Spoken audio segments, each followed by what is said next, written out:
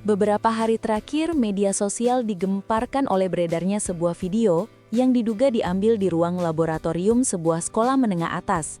Video tersebut menyebar sangat cepat di berbagai platform dan langsung menjadi bahan pembicaraan banyak orang. Banyak warganet terkejut karena kejadian itu terjadi di lingkungan sekolah yang seharusnya menjadi tempat belajar dan kegiatan positif.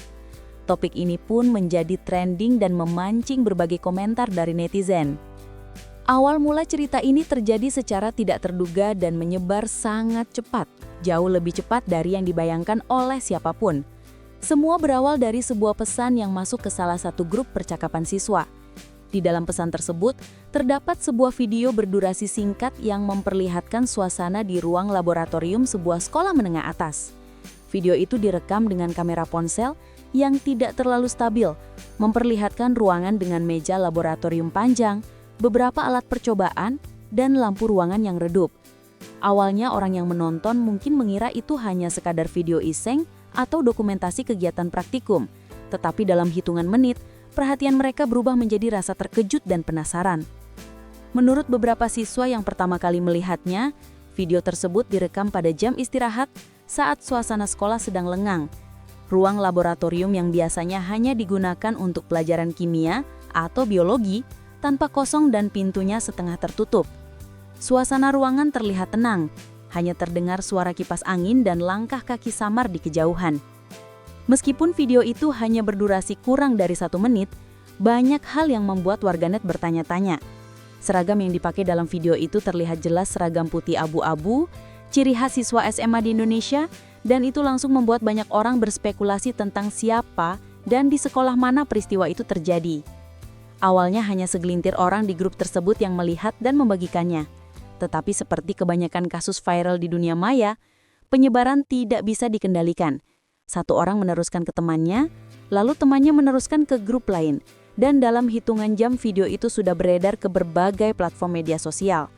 Twitter, Instagram, TikTok, hingga platform perpesanan instan dipenuhi cuplikan, potongan, bahkan tangkapan layar dari video itu. Banyak yang hanya ingin tahu, ada pula yang menambahkan komentar dan spekulasi sendiri, sehingga informasi yang beredar menjadi bercampur antara fakta, opini, dan gosip yang belum tentu benar. Beberapa akun anonim di media sosial bahkan dengan sengaja menambahkan narasi dramatis untuk menarik perhatian publik. Mereka menulis seakan-akan mengetahui identitas pelaku, padahal kenyataannya tidak ada bukti jelas. Dari sini gelombang kehebohan mulai tumbuh semakin besar. Orang-orang yang awalnya tidak tahu apa-apa, ikut menyebarkan video itu karena rasa penasaran dan ingin ikut dalam arus pembicaraan yang sedang ramai. Seperti efek domino, satu unggahan kecil bisa memicu ratusan bahkan ribuan unggahan lain dalam waktu yang sangat singkat. Yang membuat situasi semakin rumit adalah karena dalam video tersebut, walaupun wajah para pelaku tidak terlihat jelas, beberapa detail kecil seperti warna seragam, model rok atau celana, dan letak pintu ruangan cukup spesifik untuk membuat orang-orang mulai menerka sekolah mana yang ada dalam rekaman itu. Ada yang mencoba mencocokkan dengan foto sekolah tertentu yang beredar di internet.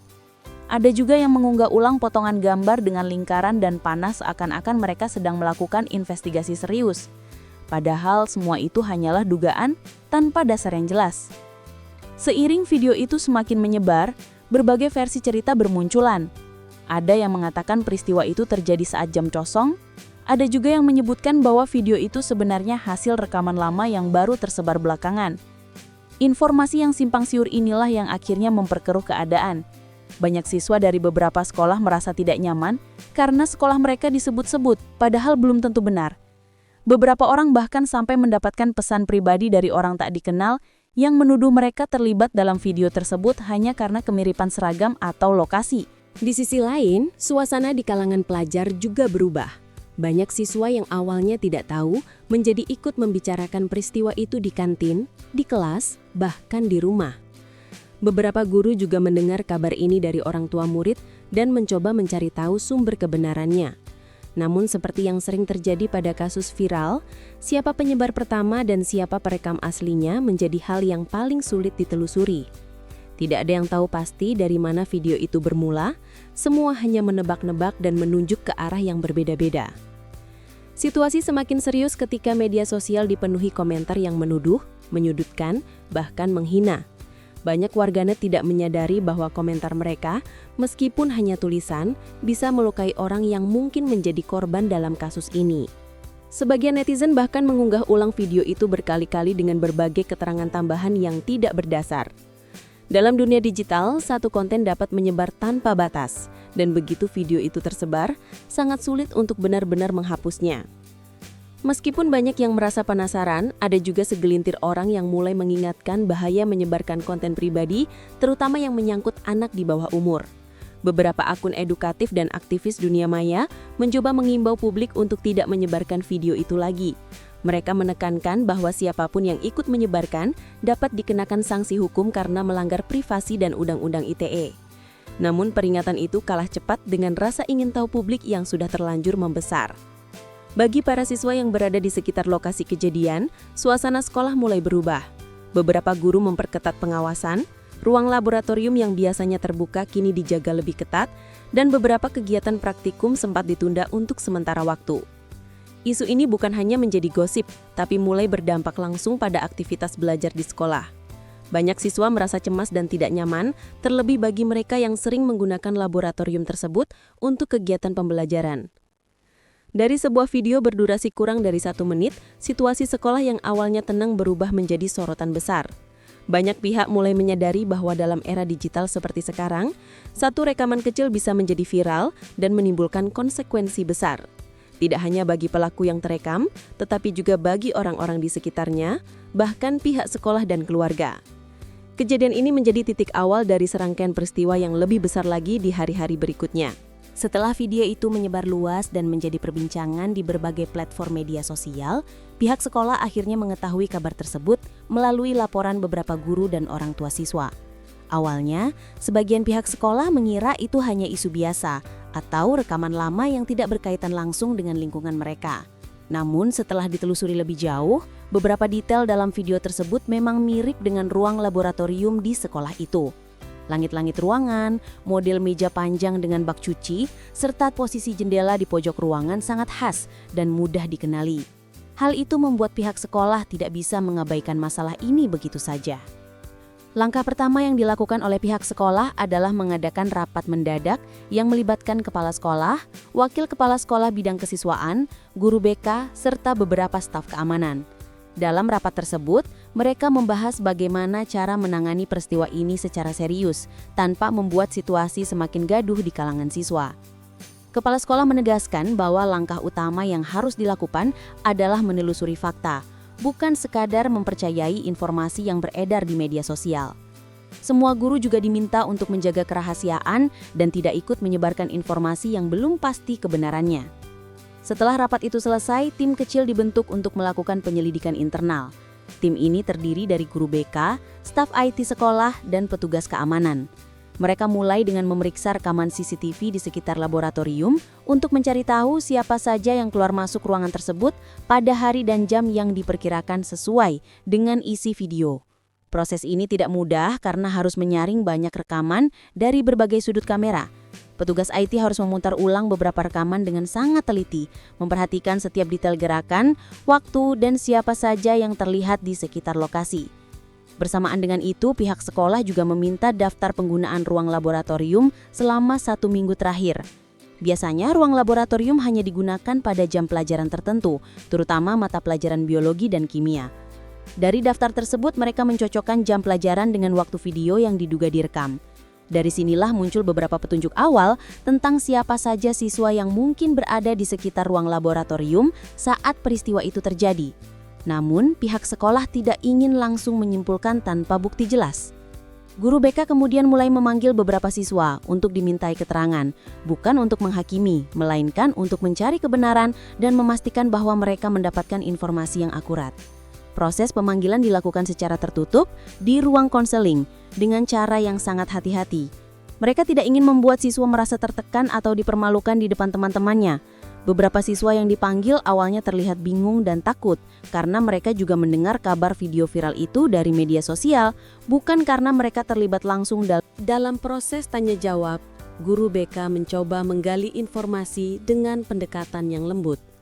Mereka menanyakan siapa saja yang sering menggunakan laboratorium, apakah ada kegiatan di luar jadwal pelajaran, dan apakah ada siswa yang terlihat mencurigakan atau melakukan hal yang tidak biasa.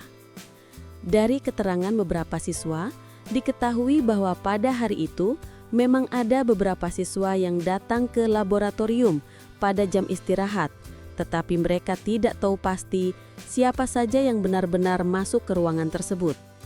Informasi ini membuat penyelidikan menjadi lebih terarah, meskipun masih belum cukup kuat untuk menyimpulkan apapun. Di saat penyelidikan internal berlangsung, kabar tentang video itu terus menyebar di luar sekolah.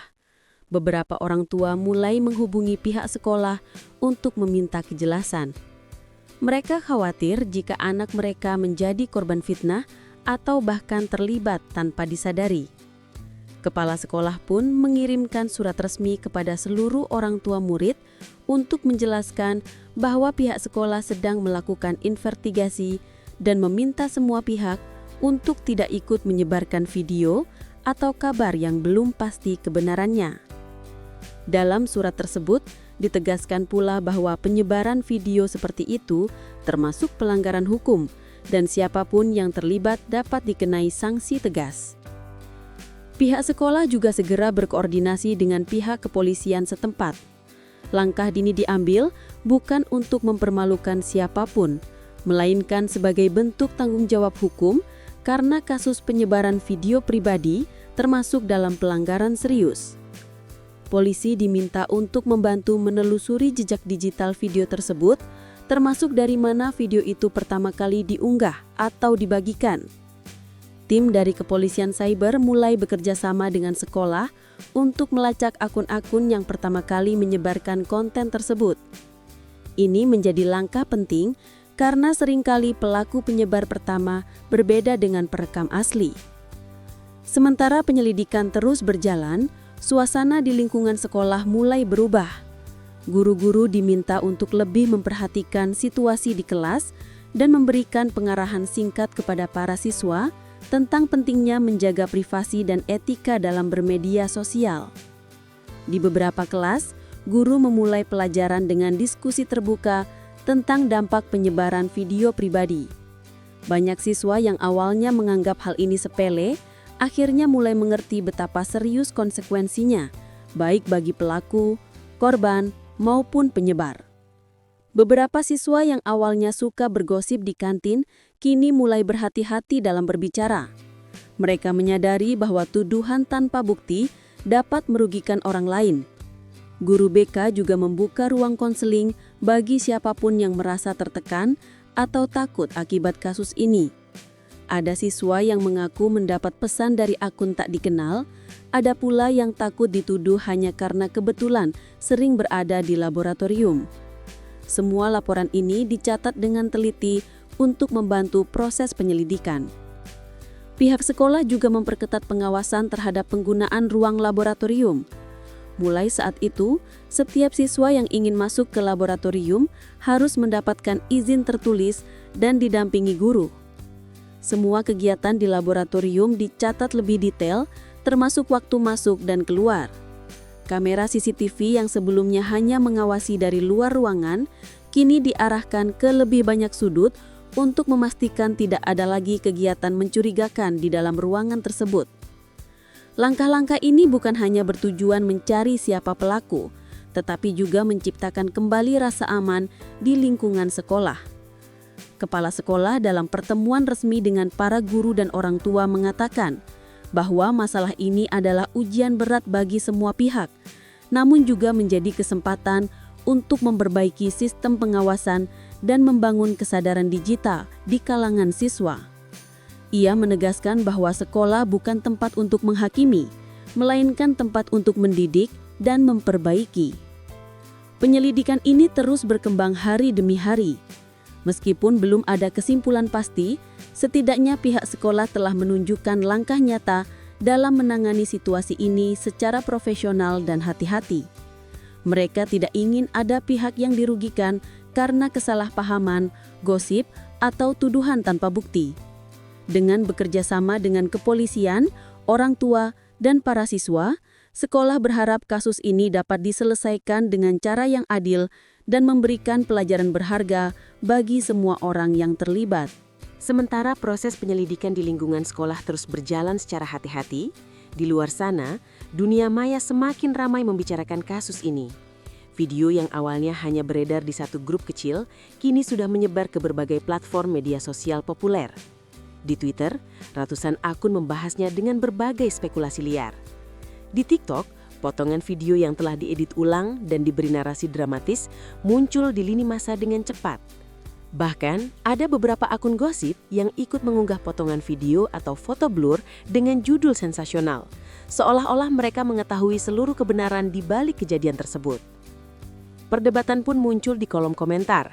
Ada yang menyalahkan para pelaku dalam video, ada juga yang menyalahkan sekolah karena dianggap lalai dalam pengawasan, dan tidak sedikit yang mengkritik orang-orang yang menyebarkan video tersebut tanpa pikir panjang. Situasi ini memperlihatkan betapa cepat opini publik terbentuk hanya dari sebuah rekaman pendek tanpa penjelasan apapun. Banyak pengguna internet yang tidak tahu kronologi sebenarnya, namun merasa berhak mengomentari, menghakimi, bahkan menuduh orang atau institusi tertentu. Beberapa akun anonim menambahkan bumbu cerita yang tidak benar demi menarik perhatian. Mereka menyebut nama sekolah tertentu, mengunggah foto bangunan sekolah dari Google, dan mengklaim bahwa video itu diambil di sana. Padahal, semua informasi tersebut belum ada bukti yang jelas. Inilah awal munculnya gelombang fitnah yang mulai menyasar pihak-pihak yang tidak tahu menau. Sekolah yang disebut-sebut itu pun mendapatkan tekanan dari warganet dan sejumlah orang tua murid yang panik. Banyak orang lupa bahwa di balik sebuah video viral, selalu ada dampak nyata terhadap kehidupan orang-orang yang dituduh atau dikaitkan dengan peristiwa tersebut. Tak hanya itu, beberapa siswa dari sekolah yang disangka menjadi lokasi kejadian juga mengalami tekanan psikologis. Ada yang mendapat pesan langsung dari orang tak dikenal, ada pula yang menjadi bahan gosip dan sindiran di dunia maya. Beberapa dari mereka menangis, takut, bahkan enggan datang ke sekolah karena merasa malu, meskipun sebenarnya mereka tidak terlibat sama sekali. Situasi ini memperlihatkan betapa kejamnya arus informasi ketika menyebar tanpa kontrol. Satu video pendek dapat menimbulkan kepanikan luas dan merusak reputasi seseorang atau sebuah institusi dalam sekejap. Di tengah kehebohan itu, muncul pula beberapa suara yang mencoba meredam suasana. Sejumlah aktivis pendidikan, pengamat hukum, dan akun edukatif di media sosial mulai angkat bicara.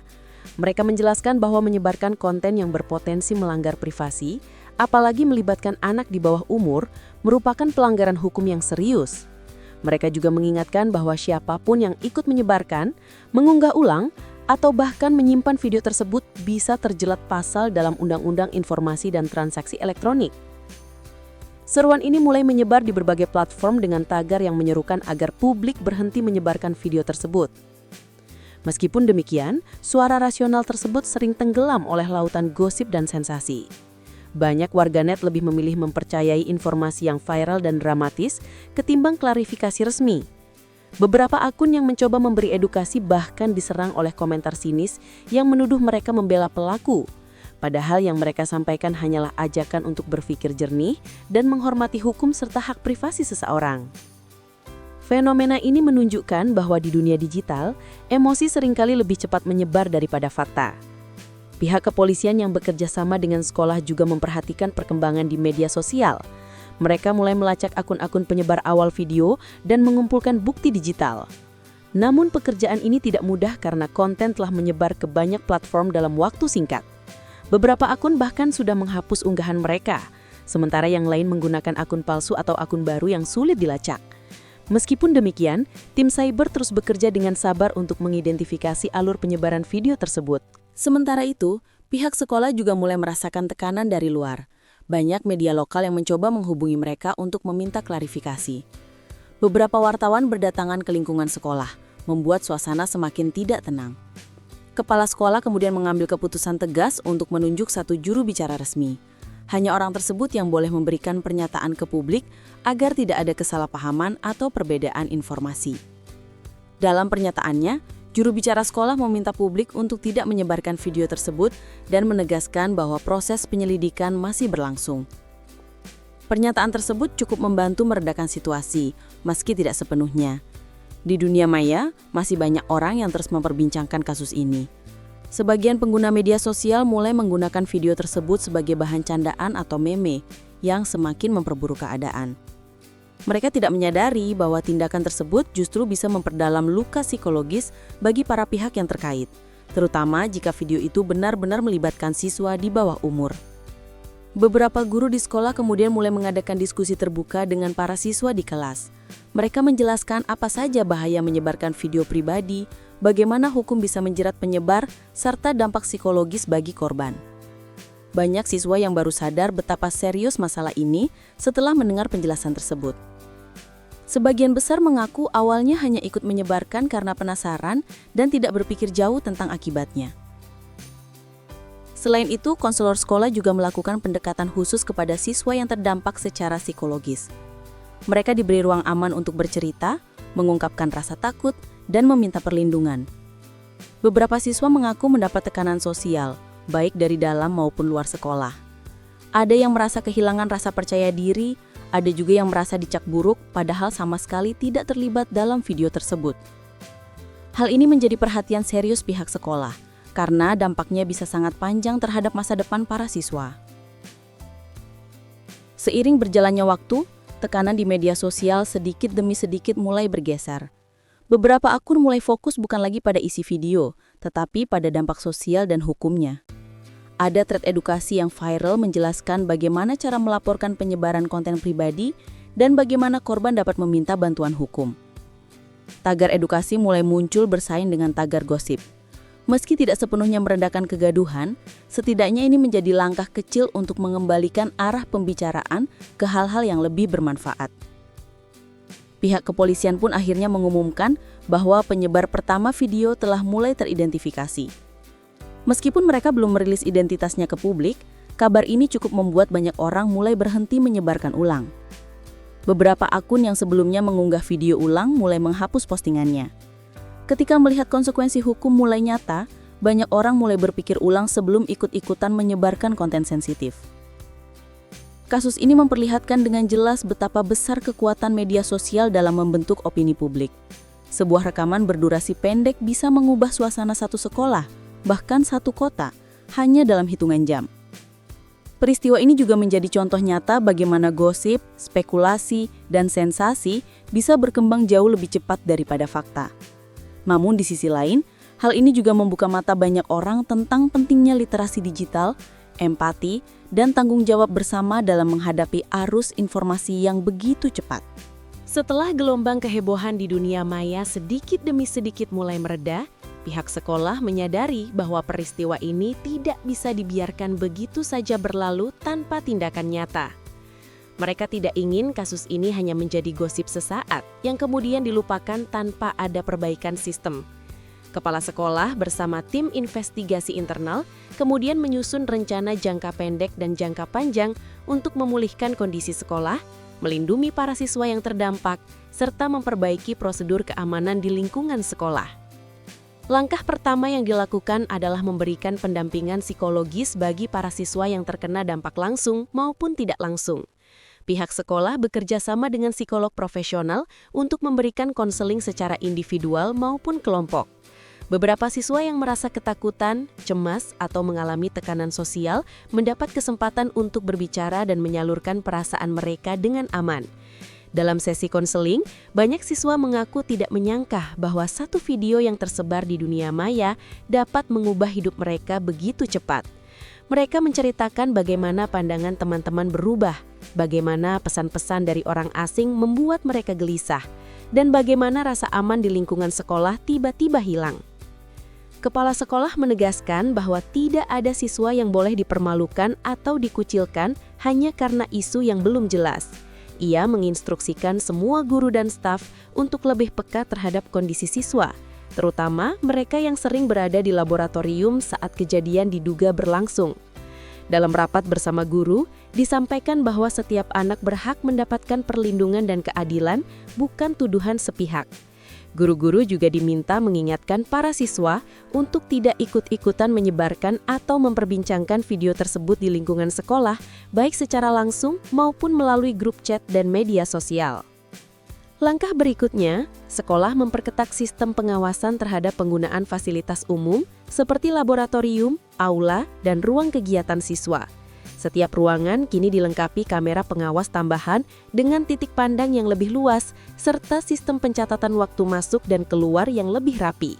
Semua kegiatan di laboratorium harus tercatat dalam buku log resmi dan disetujui oleh guru pengampu. Tidak ada lagi siswa yang diperbolehkan masuk ke ruangan tersebut tanpa pendampingan. Meski langkah ini terkesan ketat, sebagian besar siswa memahami alasannya dan mendukung kebijakan ini demi keamanan bersama. Pihak sekolah juga mulai mengadakan serangkaian kegiatan edukasi mengenai literasi digital, etika bermedia sosial, dan hukum perlindungan privasi. Para siswa dikumpulkan dalam sesi khusus di aula besar untuk mendengarkan pemaparan dari pakar IT, perwakilan kepolisian, dan konselor sekolah. Dalam kegiatan tersebut, dijelaskan secara rinci bagaimana proses penyebaran video di internet bisa sangat cepat dan sulit dikendalikan, serta konsekuensi hukum bagi siapapun yang ikut menyebarkan. Banyak siswa tampak terkejut ketika mendengar bahwa menyebarkan video seperti itu, bahkan hanya meneruskan ke satu orang, bisa dianggap sebagai pelanggaran hukum yang serius.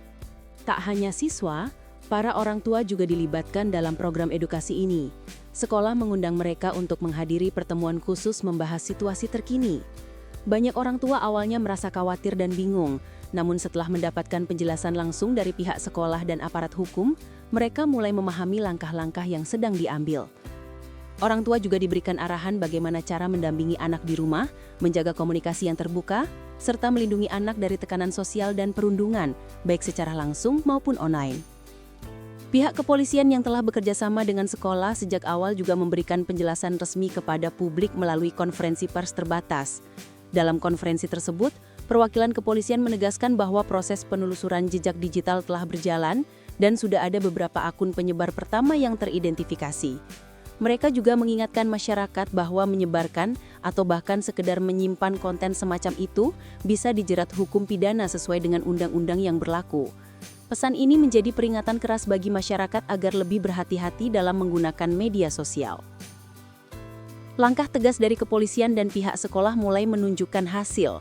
Banyak akun yang sebelumnya ikut menyebarkan video, akhirnya menghapus unggahannya karena takut terjerat masalah hukum. Beberapa warganet bahkan mengunggah permintaan maaf secara terbuka setelah menyadari dampak perbuatan mereka. Seiring dengan itu, perbincangan publik di dunia maya mulai berubah arah. Yang tadinya berisi gosip dan tudingan, kini mulai dipenuhi pesan edukasi dan ajakan untuk menghentikan penyebaran konten yang melanggar privasi. Di dalam lingkungan sekolah, situasi perlahan mulai kembali kondusif meskipun belum sepenuhnya pulih. Guru-guru berusaha mengembalikan fokus siswa pada kegiatan belajar mengajar. Namun mereka juga menyadari bahwa butuh waktu untuk memulihkan kepercayaan diri siswa yang terdampak. Beberapa siswa masih merasa malu atau takut menjadi bahan pembicaraan. Untuk itu, pihak sekolah memberikan kebebasan bagi mereka yang membutuhkan waktu istirahat dari kegiatan tatap muka, asalkan tetap melanjutkan proses belajar secara daring. Salah satu dampak positif yang muncul dari peristiwa ini adalah meningkatnya kesadaran digital di kalangan siswa. Banyak dari mereka yang awalnya tidak terlalu peduli dengan isu privasi, kini mulai berhati-hati dalam menggunakan ponsel dan media sosial. Beberapa siswa bahkan membentuk komunitas kecil untuk mengkampanyekan gerakan bijak bermedia sosial di lingkungan sekolah. Komunitas ini bekerja sama dengan guru dan konselor untuk membuat poster, video edukasi, dan kegiatan diskusi terbuka yang bertujuan menyebarkan kesadaran tentang pentingnya menjaga privasi diri dan orang lain. Selain itu, sekolah juga mulai merancang kurikulum tambahan berupa pelatihan literasi digital yang akan diberikan secara rutin. Tujuannya bukan hanya untuk mencegah kasus serupa di masa depan, tetapi juga membekali para siswa dengan pemahaman yang kuat tentang keamanan digital, etika online, dan tanggung jawab hukum dalam bermedia. Program ini mendapat sambutan positif dari para orang tua dan siswa karena dianggap sangat relevan dengan tantangan zaman saat ini. Di tengah semua upaya itu, pihak sekolah tetap melanjutkan koordinasi dengan kepolisian untuk menuntaskan penyelidikan. Proses hukum terhadap penyebar pertama masih berjalan, dan pihak sekolah menyerahkan sepenuhnya kepada aparat. Mereka tidak ingin berspekulasi atau mengumumkan informasi yang belum pasti, karena prinsip utama yang dipegang sejak awal adalah melindungi semua pihak yang terlibat, terutama para siswa. Peristiwa ini menjadi pelajaran penting bagi seluruh komunitas sekolah. Guru, siswa, staf, dan orang tua belajar bahwa keamanan dan kenyamanan di lingkungan sekolah bukan hanya tanggung jawab pihak sekolah saja, tetapi tanggung jawab bersama. Satu tindakan ceroboh dapat membawa konsekuensi luas, tetapi dengan kerjasama yang baik, masalah besar pun bisa dihadapi dan diselesaikan secara bermartabat. Pada akhirnya, meskipun peristiwa ini meninggalkan luka dan trauma bagi sebagian pihak, ia juga membuka jalan bagi perubahan positif. Kesadaran digital meningkat, sistem pengawasan sekolah diperkuat, komunikasi antara orang tua dan sekolah menjadi lebih intens, dan siswa lebih memahami arti tanggung jawab dalam bermedia sosial. Semua pihak menyadari bahwa di era informasi seperti sekarang, menjaga privasi dan etika bukan lagi pilihan, melainkan kewajiban. Kisah ini menjadi pelajaran berharga bahwa satu tindakan ceroboh dapat berdampak luas bagi banyak orang. Bukan hanya pelaku yang terlibat, tetapi juga lingkungan sekolah dan keluarga ikut merasakan akibatnya. Penting bagi kita semua untuk menjaga privasi serta berpikir panjang sebelum bertindak dan membagikan sesuatu di dunia maya. Semoga peristiwa ini menjadi titik awal untuk membangun kesadaran yang lebih baik tentang tanggung jawab dalam berperilaku baik di dunia nyata maupun di dunia digital.